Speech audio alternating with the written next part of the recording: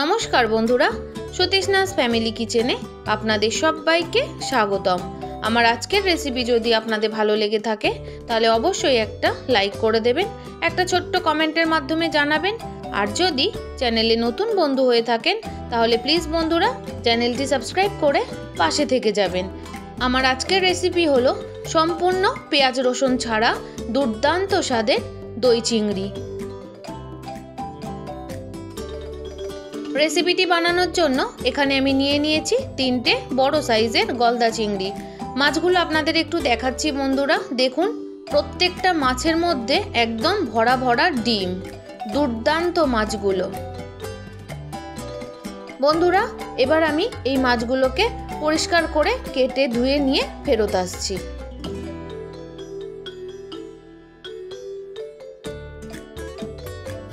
দেখুন বন্ধুরা মাছগুলো আমি কিন্তু সুন্দর মতো কেটে নিয়েছি। দেখুন মাছের যে জায়গাটা আমি দেখাচ্ছি এই জায়গাটায় একটা ময়লা থাকে, সেটা আমি ফেলে দিয়েছি। আর পিঠের ওপর একটা সরু সুতোর মতো শির থাকে, সেটাকেও আমি ফেলে দিয়েছি। প্রত্যেকটা মাছই আমি সুন্দর মতো করে পরিষ্কার করে বেছে ধুয়ে নিয়েছি। আর দেখুন চিংড়ি মাছের ডাঁড়াগুলোও কিন্তু আমি এখানে নিয়ে নিয়েছি। আমি কিন্তু চিংড়ি মাছের খোসাগুলো ফেলবো না, চিংড়ি মাছের খোসা শুদ্ধই আমি রান্নাটা করব। এবার মাছগুলোকে আমি পরিমাণ মতো হলুদ আর নুন দিয়ে মেখে নেব। তার জন্য প্রথমেই আমি দিয়ে দিলাম পরিমাণ মতো হলুদ, এবার আমি দিয়ে দিচ্ছি পরিমাণ মতো নুন। পরিমাণ মতো নুন হলুদ দেওয়া হয়ে গেছে। এবার আমি ভালো মতো করে মেখে নিয়ে 5 থেকে 7 মিনিটের জন্য রেস্টে রেখে দেব। বন্ধুরা আপনারা চাইলে কিন্তু চিংড়ি মাছের খোসাগুলো ফেলে দিয়েও রান্নাটা করতে পারেন।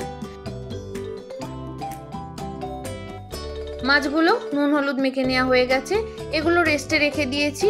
এখানে আমি নিয়ে নিয়েছি 2টো মিডিয়াম সাইজের আলু। আলুগুলোর খোসাটা আমি আগে থেকেই ছাড়িয়ে নিয়েছি। আর বাটির মধ্যে নিয়ে নিয়েছি একটু জল। এবার আলুগুলো আমি একটু লম্বা লম্বা মোটা মোটা করে কেটে নিচ্ছি।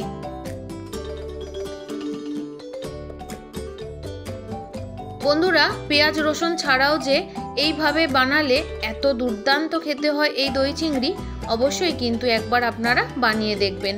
আশা করি আপনাদের ভীষণ ভীষণ ভালো লাগবে। আলুগুলো আমি ভালো মতো করে ধুয়ে জল ঝরিয়ে নেব। এদিকে কড়াই আমি গরম করতে বসিয়ে দিয়েছি। দিয়ে দিলাম বেশ কিছুটা পরিমাণ সাদা তেল।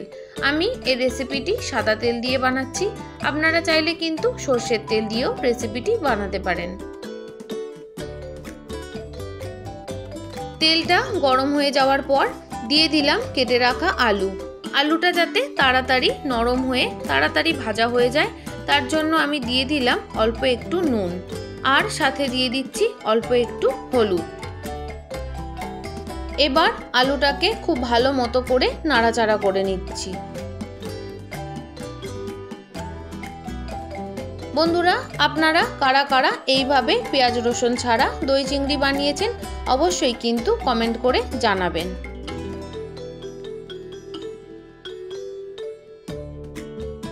দুই থেকে 3 মিনিট আলুগুলো জোর আঁচে আমি একটু ভালো মতো ভেজে নেওয়ার পর গ্যাসের ফ্লেমটা কমিয়ে দিয়ে ঢাকনা দিয়ে আলুগুলো নরম করে ভেজে নেব।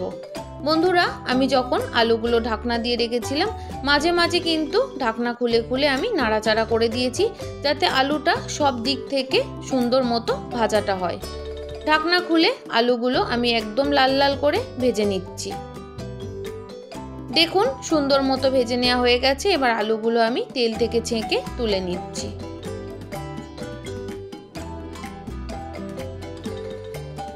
এবার ওই তেলের মধ্যেই চিংড়ি মাছগুলো আমি ভেজে নিচ্ছি। চিংড়ি মাছগুলো আমি কিন্তু খুব বেশি কড়া করে ভাজবো না, হালকা এপিট ওপিট লাল লাল হলেই আমি কিন্তু চিংড়ি মাছগুলো তুলে নেব। দেখুন বন্ধুরা প্রথমে কিন্তু আমি আস্তে আজেই চিংড়ি মাছগুলো ভাজছি, কারণ চিংড়ি মাছের যে ডিমগুলো আছে ডিমগুলো ফেটে গায়ে ছিটিয়ে আসতে পারে তাই। এবার গ্যাসের ফ্লেমটা বাড়িয়ে দিয়ে 2 সাইড হালকা লাল লাল হলেই আমি তুলে নেব।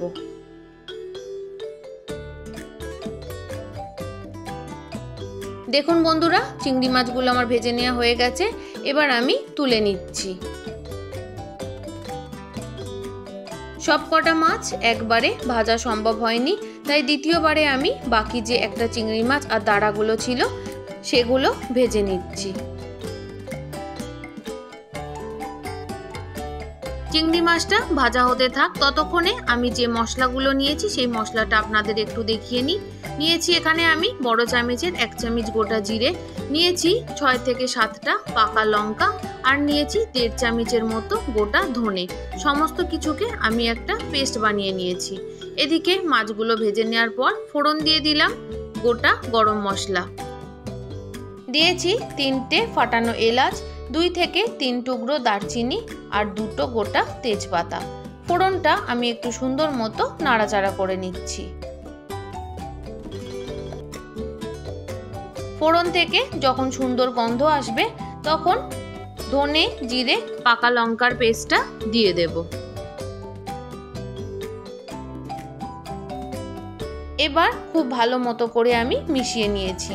দিয়ে দিচ্ছি পরিমাণ মতো হলুদ, দিয়ে দিচ্ছি পরিমাণ মতো নুন, আর কালারটা যাতে সুন্দর আসে তার জন্য আমি দিয়ে দিলাম কাশ্মীরি লঙ্কার গুঁড়ো। এবার আবারও খুব ভালো মতো করে আমি মিশিয়ে নিচ্ছি। তবে বন্ধুরা, কাশ্মীরি লঙ্কার গুঁড়োটা কিন্তু পুরোপুরি অপশনাল, আপনারা চাইলে কিন্তু কাশ্মীরি লঙ্কার গুঁড়ো না ব্যবহার করেও করতে পারেন। যে সকল বন্ধুরা প্রত্যেক দিন আমার ভিডিওর সাথে সম্পূর্ণভাবে জুড়ে থাকেন তাদের সবাইকে জানাই অনেক অনেক শুভেচ্ছা, অনেক ভালোবাসা। আর যে সকল বন্ধুরা আজ আমার চ্যানেলে প্রথম এসেছেন, প্লিজ বন্ধুরা রেসিপিটি ভালো লাগলে অবশ্যই কিন্তু সাবস্ক্রাইব করে পাশে থেকে যাবেন। এদিকে দেখুন, কথা বলতে বলতে মশলাটা কিন্তু খুব সুন্দর মতো কষিয়ে নেওয়ার পর তেল ছাড়তে শুরু করেছে। গ্যাসের ফ্লেমটা কমিয়ে দিয়ে এখানে আমি দিয়ে দিলাম 50 গ্রাম টক দই। টক দইটা আমি মিক্সির বোলের মধ্যে দিয়ে ব্লেন্ড করে নিয়েছি। এবার খুব ভালো মতো করে দইটা দিয়ে মশলার সাথে মিশিয়ে নিচ্ছি। বন্ধুরা, আপনারা চাইলে কিন্তু দইটা চামচের সাহায্যেও ফেটিয়ে নিতে পারেন। দইটা দেওয়ার পর গ্যাসের ফ্লেমটা কমিয়ে দিয়েই কিন্তু কিছুক্ষণ মশলাটা কষিয়ে নিতে হবে। 3 থেকে 4 মিনিট নাড়াচাড়া করে নেওয়ার পর দিয়ে দিলাম 4টে গোটা কাঁচা লঙ্কা আর ছোট চামচের অল্প একটু চিনি, স্বাদের ব্যালেন্সের জন্য। চিনিটা চাইলে আপনারা স্কিপও করতে পারেন। এবার আবারও সুন্দর মতো কষিয়ে নিচ্ছি। দেখুন বন্ধুরা, কষাতে কষাতে কিন্তু আবারও তেল ছাড়তে শুরু করেছে।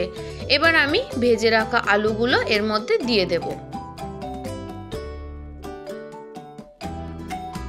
এবার গ্যাসের ফ্লেমটা বাড়িয়ে দিয়ে মশলার সাথে আলুগুলো ভালো মতো করে মিশিয়ে দিচ্ছি। বন্ধুরা, ঝালটা কিন্তু পুরোপুরি আপনারা আপনাদের স্বাদ অনুযায়ী দিয়ে নেবেন।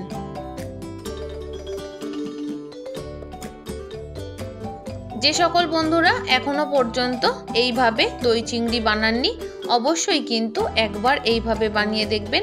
আশা করি আপনাদের ভীষণ ভীষণ ভালো লাগবে। সমস্ত কিছু খুব ভালো মতো করে কষিয়ে নেওয়া হয়ে গেছে। এবার আমি দিয়ে দিচ্ছি পরিমাণ মতো জল। যেহেতু মিক্সির বোলের মধ্যে অনেকটা দই লেগেছিল, তাই আমি মিক্সির বোলটা ধুয়ে জলটা দিয়ে দিলাম। তারপর খুব ভালো মতো করে নাড়াচাড়া করে মিশিয়ে দিচ্ছি। ভালো মতো মেশানো হয়ে গেছে। এবার ঢাকনা দিয়ে ফুটে আসা পর্যন্ত অপেক্ষা করব। 3 মিনিটের জন্য ঢাকা দিয়ে রাখতেই সুন্দর মতো ফুটে উঠেছে। এবার আমি ভেজে রাখা চিংড়ি মাছগুলো সাথে চিংড়ি মাছের দাঁড়াগুলো দিয়ে দেব।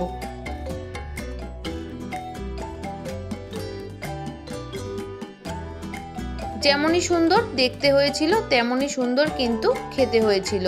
বন্ধুরা, আপনারা দেখেই বুঝতে পারছেন যে রেসিপিটা কতটা সুন্দর হয়েছে। ভালো লাগলে কিন্তু অবশ্যই একটা লাইক করে দেবেন আর একটা ছোট্ট কমেন্টের মাধ্যমে জানিয়ে দেবেন যে রেসিপিটি আপনাদের কেমন লাগলো। বন্ধুরা, আপনারা অনেকেই আপনাদের মতো করে দই চিংড়ি বানিয়ে থাকেন।